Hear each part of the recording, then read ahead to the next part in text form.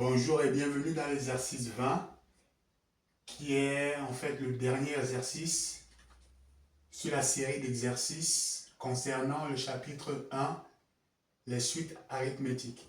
Donc ici on a la suite U de n définie par U de 0 qui est égal à 2 et pour tout entier naturel n, U de n plus 1 est égal à 7 divisé par 5 moins un.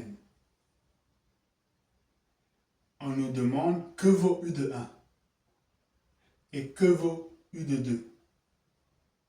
Ensuite, on dit pour tout n appartenant aux entiers naturels, on a d de n qui est égal à 2 divisé par 4 moins U de n.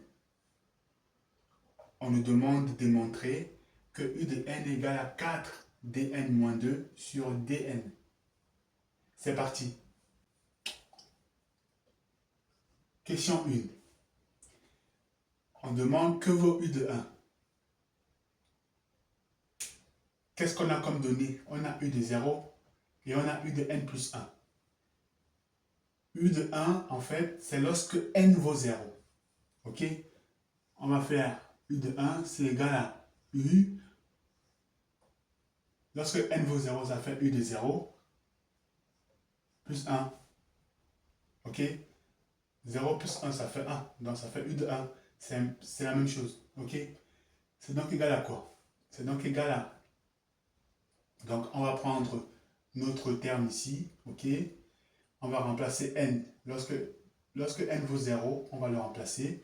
Donc, c'est égal à 7. Ok? Divisé par 5 moins U de 0. Et U de 0, c'est qui? C'est 2. C'est donc égal à 7 divisé par 5 moins 2, ça fait 3. Tout simplement. Ensuite, U de 2. U de 2, c'est lorsque n maintenant, il vaut 1. Donc, c'est comme si on faisait le n qui est ici, il vaut 1, plus 1. 1 plus 1, ça fait 2. U de 2. C'est donc égal à quoi? C'est donc égal à 7 divisé par 5 moins U de 1. N niveau 1. Ok, on a remplacé. Et c'est qui U de 1? On l'a ici. C'est donc égal à 7 divisé par 5, ok, moins 7 divisé par 3.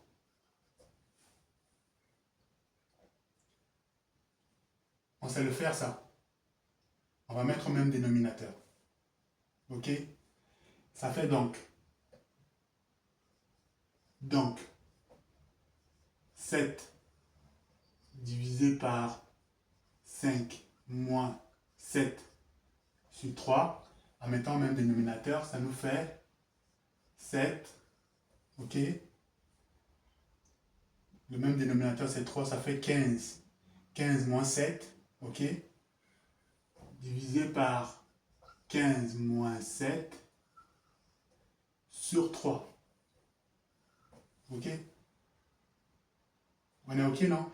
Même là, on a fait x3, ça fait 15. Dénominateur x3, ça fait 3. Ok? Ça fait 15 moins 7.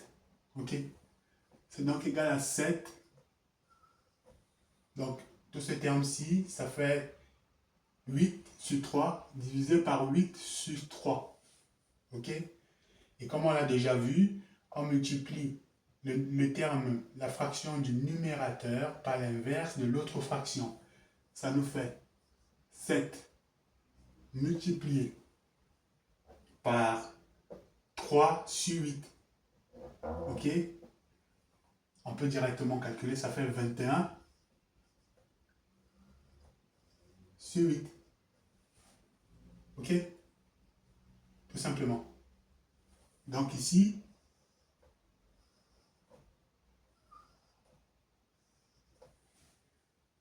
U de 2, il vaut 21 sur 8. Ok? On a U de 1 qui vaut 7 sur 3. Et on a U de 2 qui vaut 21 sur 8.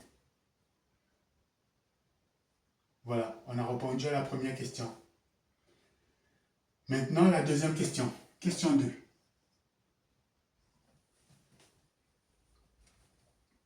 La question 2, ici, on nous demande de démontrer que U de n est égal à ça. Comment est-ce qu'on va faire? D'où est-ce qu'on va partir? Est-ce qu'on part d'ici? Ben non, parce qu'ici, on n'a aucun terme qui est égal à, qui est égal à d de n. On n'a aucun terme ici. Ok? Le seul terme qu'on a ici, c'est celui-là, qui a un d de n ici, un là et un là. Donc, on peut s'en servir, ok? On peut pas se servir de lui, parce que c'est lui qu'il faut démontrer. Donc, on va prendre l'autre, ok? Désolé, hein, je parle avec des termes très simples, c'est volontaire, ok? C'est juste pour expliquer. Voilà. Donc, on va se servir de celui-là, ok? Pour démontrer celui-ci. Donc, c'est parti. On sait que, 2 points.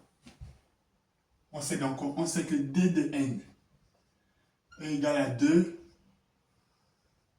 divisé par 4 moins un. On le sait puisque on nous l'a donné. Ok? C'est simple. Ça nous fait quoi? Ça nous fait d de n multiplié par 4 moins un qui est égal à quoi? Qui est égal à 2.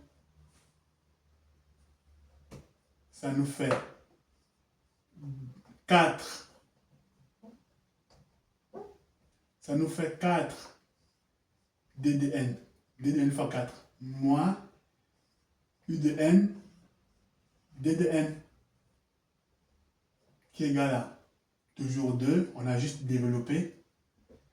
Ensuite, on sait que 4 d de n moins 2 est donc égal à u de n d de n. Ok?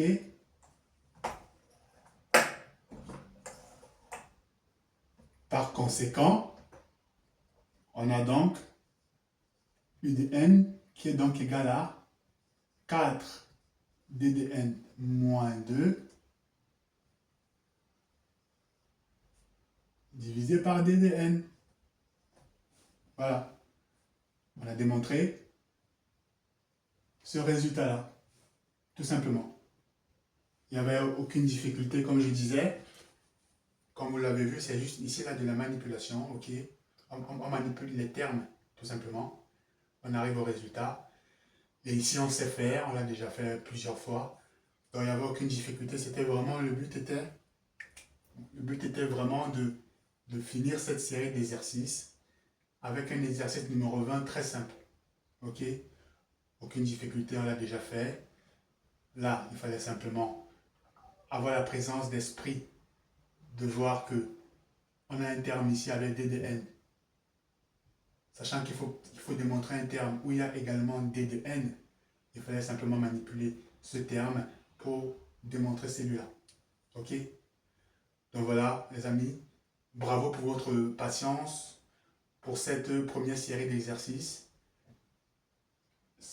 Peut-être que ce n'a pas été facile pour vous, mais vous avez tenu, je l'espère en tout cas, parce qu'il y aura d'autres exercices pour d'autres chapitres.